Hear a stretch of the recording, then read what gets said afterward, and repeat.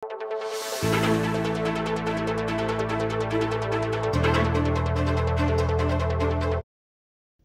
na ang laramigit a 20 pamilya king gilid ning Arnedo Dike kim parting purok uno ning barangay Kupang kim Balen ning Arayat. Keni nalakanumeng at wading residente ketian niya asak siyanda no makananing sumangid ning dike kadati ang malwala sa manggahan ngeni puros nang danum uling asakop na ning Pampanga River. O nang aliketi mayayaring karelang kapigaganakan. Nitimong Webis October 12 apansinan dang mangabtak king dike at kabukas mo meragulim bitak at mayakaba iti nangeni at syunaking 32 meters. Pauli na ninieno kano mipapatudtud masalese uling pota kabud niya mo mag-collapse ing dike. Ay naman po, panay naman kami, lalo pa siya nito tasing ganon.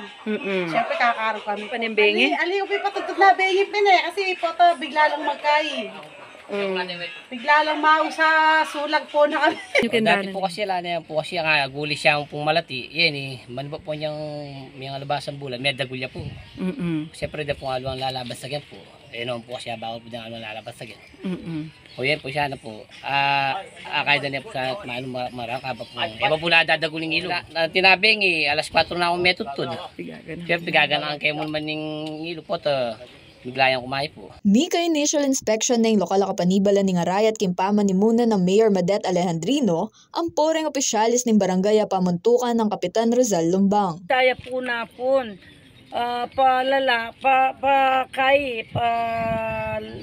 palalam yung bitak na Kaya po, may gaganang ka kami, lalo na yan, may gaganang ka ako po.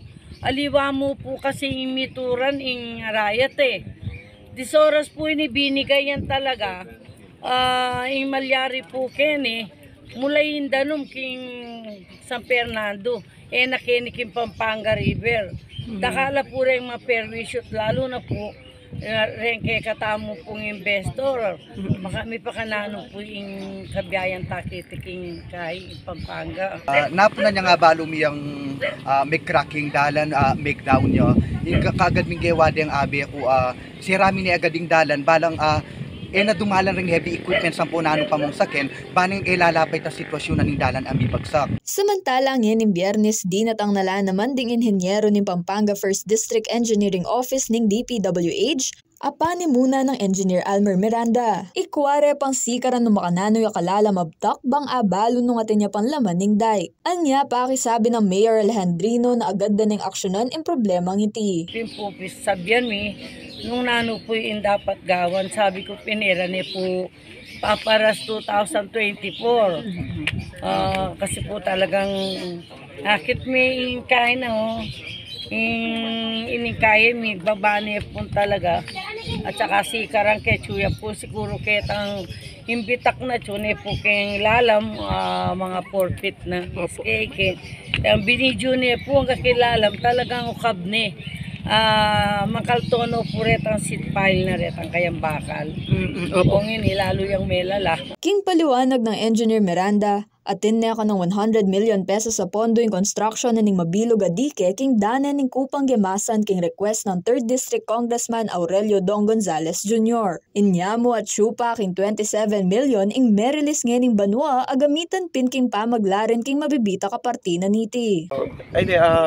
Atin tamong initial funding through Congressman Dong.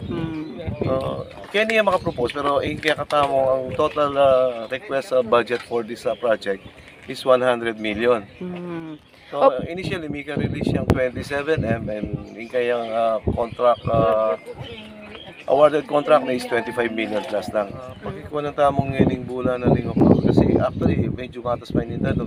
Kailangan ka ng sheet piling uling luluba na nanindanom, iba't king ilog Pampanga yung gabon king lalam na ning dike, anya magi ang matbud ang pang magbabaya, ang maging sangkan ning abtak at nung agad malarin, posible pang malasak.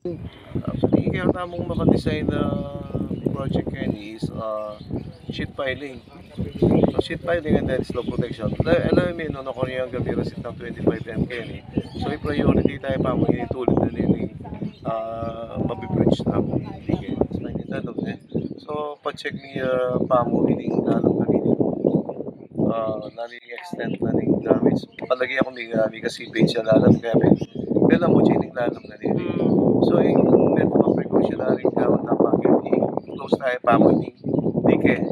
Ito na pa mo papadala, especially ka rin kaya katamong pertang heavy equipments ka rin, heavy trucks. So, ibang tano pa mong dumalag yan eh. King sumangid da banda, makasadya niya kanong evacuation ng munisipyo para karang pamilyang kailangang agarang ilikas. Dete rin bale at tutumbukan ng masisirang parti ng Dike. Siguro po, bisat alila, likas tala po, makahanda na po yung evacuation center tamo king munisipyo. Kasi po, eta na po panayan siguro itang magkadisgrasyahan pa po, ilipat nila po. Apila na namang Kapitan Lumbang na sana talo kilareti ki instruction dere makiyupaya. Anyaro guing pakisabi ko, bayo pamalyarit ang anti-kanita magintamong proactive. Tukita mo rugo keng utos dareng makakatas na ikaligtas yun naman bata mong maging safe pare-pareho at kaya ni ingo obra dareng manigobra kening mesirang dalan. Po. Willing namin po lumikas po eh. Basta ti kayo punta lang. Opo, basta kayo pong tukunakan tamtuturan po masalesya po. Wala na po problema po kaya po. Nung wala ka pong choice, syempre, kaso kabang atin, maganti na mo po. Panalangin tayo po ngayon po lumapo.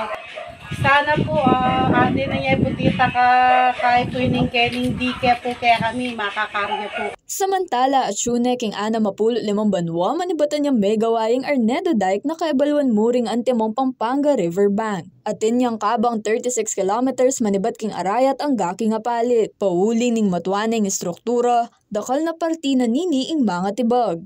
Anyang 2016, pepasyag na ning DPWH na kailangan ng 20 billion pesos para king full reconstruction at rehabilitation ning mabilog nga Dike. Kaya bay Jenna Parungaw, ako po yung kaya kayong talasuyo, Arlene Salonga, at Timpusong Makabalen.